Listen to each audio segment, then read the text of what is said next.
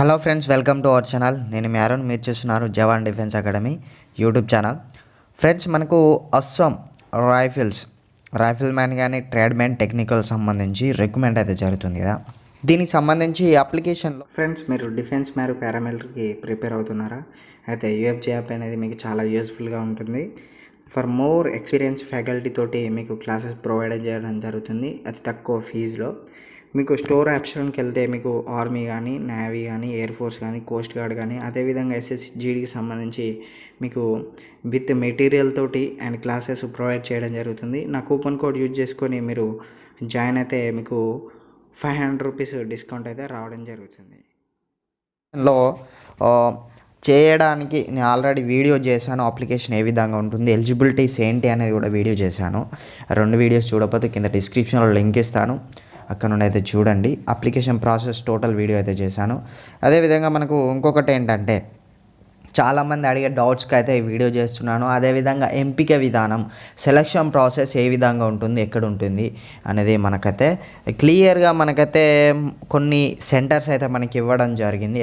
మనకు పీఈటీకి మనకు కొన్ని సెంటర్స్ ఇచ్చారు. ఆ సెంటర్స్ అయితే మనం చూజ్ చేసుకోవాల్సి ఉంటుందని ఆల్రెడీ అప్లికేషన్లో చెప్పడం జరిగింది. ఓకేనా. ఫస్ట్ ఆఫ్ ఆల్ మనకు ఏజ్ చాలామంది కన్ఫ్యూజ్ అవుతున్నారు. ఏజ్ మనకు 18 to 23 ఇయర్స్ ఉండాలి. అదేవిధంగా 1 August 2021 వరకు 18 ఇయర్స్ నుండి ఉండాలి. అంటే మనకి ఇక్కడ 1 August 1998 to 1 August 2003 బిట్వీన్లో ఉండాలి. అదేవిధంగా ఏజ్ రిలాక్సేషన్ కూడా ఉంటుంది. SC ST 5 years, OBC 3 years, ఇది కన్ఫామ్. ఓకేనా. దీంతో పాటుగా మనకు ఇంకొకటి హైట్ చాలామంది అయితే అడుగుతున్నారు. మనకు ఇక్కడ కొన్నిటికి మేల్ ఎలక్ట్రీషియన్ కానీ, హెవల్దారి, x-ray assistant, fitter, rifle man, అదేవిధంగా ఎలక్ట్రీషియన్ మెకానికల్ వెహికల్, అదేవిధంగా ఇక్కడ మనకు పర్టికులర్ అండ్ మీరు నోటిఫికేషన్ అన్నీ నేను చెప్పలేను కాబట్టి మీరు ఇక్కడ ఏదైతుందో ఇవన్నిటికీ మనకు 170 centimeters ఫర్ మేల్ ఉండాల్సి ఉంటుంది.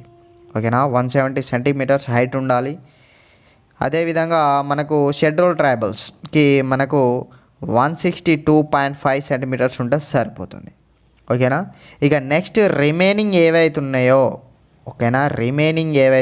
వీటికి వెహికల్ మెకానిక్, అదేవిధంగా రైఫిల్ మ్యాన్ మెకానిక్, అది బ్రిడ్జ్, రోడ్, అదేవిధంగా కొన్నింటికి మాత్రమే మనకు వీటికి కూడా 170 centimeters. వీటికి ఫీమేల్ అప్లై చేసుకోవచ్చు. వీటికైతే ఫీమేల్ అప్లై చేసుకోవచ్చు. అది 157 centimeters ఉంటే సరిపోతుంది గర్ల్స్కి. బాయ్స్కి యాజ్ ఇట్ ఈజ్ 170 centimeters. ఓకేనా. ఇక మనకు ఫీమేల్ ఎవరైతే షెడ్యూల్ ట్రైబల్స్ ఉంటారో మనకు షెడ్యూల్ ట్రైబల్స్ వచ్చేసి మనకు 147.5 centimeters ఉంటే సరిపోయినా 150 centimeters. ఓకేనా. 150 centimeters ఉంటే సరిపోతుంది. ఇక boys 162.5 as it is. Next మనకు ఇంకో కొన్ని ఉన్నాయి. హవల్దారీ క్లర్క్కు సంబంధించి హవల్దారీ క్లర్క్ 165 165 centimeters ఉంటే సరిపోతుంది. ఇవి ఫిజికల్ స్టాండర్డ్స్ సంబంధించి ఇవి. ఫీమేల్కి 155 centimeters ఉంటే సరిపోతుంది క్లర్క్ అప్లై చేసుకునే వారికి. ఓకేనా. ఇది మెయిన్గా. నెక్స్ట్ మనకు రిమైనింగ్ ప్రాసెస్ చూద్దాం. ఫస్ట్ మనకు ఖచ్చితంగా కోవిడ్ డిక్లరేషన్ గైడెన్స్ అయితే ఫాలో అవ్వాల్సి ఉంటుంది మనకు పర్టికులర్గా.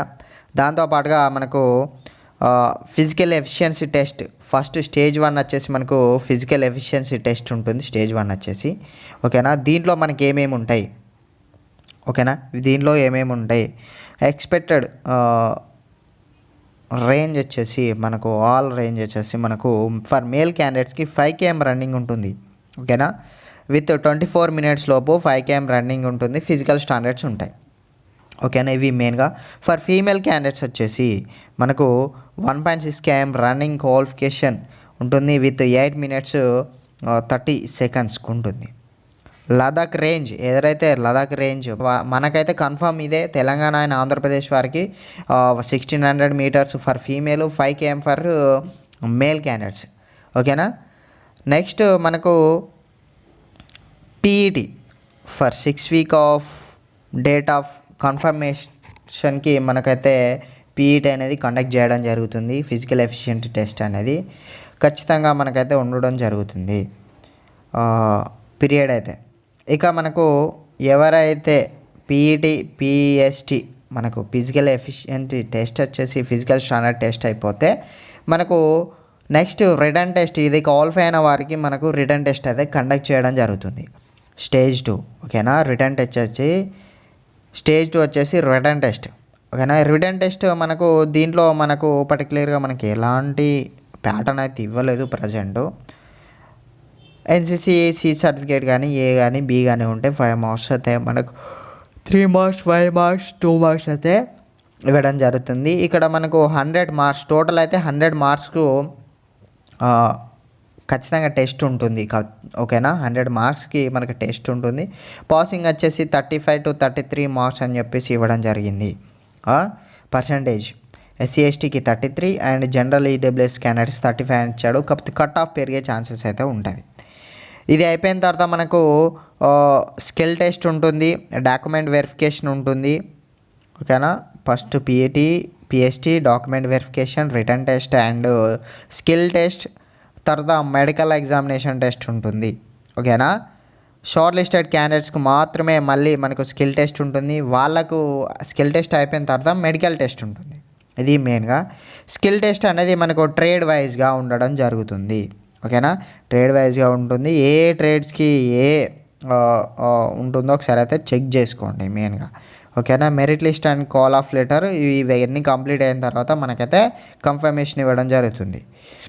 ఇది మెయిన్గా దీనికి సంబంధించి application rejection in case information candidate application form found false any stage recruitment ఏదైనా ఫాల్స్ జరిగితే దీనికి సంబంధించి మేమైతే అప్లికేషన్ అయితే రిజెక్ట్ చేస్తామని చెప్పేసి ఇవ్వడం జరిగింది.